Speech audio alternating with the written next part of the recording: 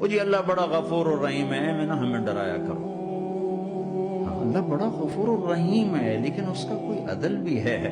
رات کا شراب پینے والا اور رات کو مصلی پہ رونے والا برابر ہو جائیں گے تو پھر یزید حسین کو ایک ہی جگہ بٹھا دو، پھر کربلاؤں کے لیے رونا چھوڑ دو۔ رات کو ناچنے والی، رات کو رونے والی برابر ہو جائیں گے، سود کھانے والا، حلال کھانے والا برابر ہو جائیں گے، شراب بیچنے والا اور مزدوری کرنے والا برابر ہو جائیں گے، جھوٹ بولنے والا، سچ بولنے والا برابر ہو جائیں گے۔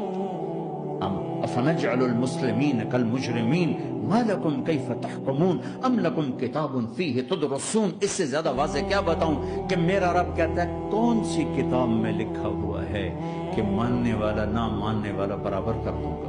کون سی کتاب میں؟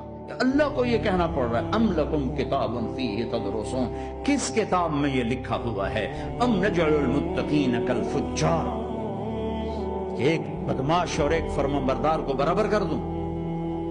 احسان دانش کی کتاب زندگی میں ایک واقعہ میں نے پڑھا کہ جب انگریز کی حکومت تھی ہندوستان پہ تو ایک دلی میں ایک گرو تھا جو جیب کترا تھا، اس کے آگے چیلے تھے جو جیب کاٹ کے کمائی دیتے تھے۔ تو ایک دن ایک اس کا چیلا یعنی ایک لڑکا 2 روپے لے کر آیا، تو اس کے ٹیچر نے اس کو ڈانٹا کہ اتنے تھوڑے پیسے آج لائے ہو، صرف 2 روپے۔ تو اس نے کہا استاد جی آج بڑا موٹا مال پکڑا تھا، آج ایک انگریز کی جیب کاٹی تھی، بڑے پیسے تھے۔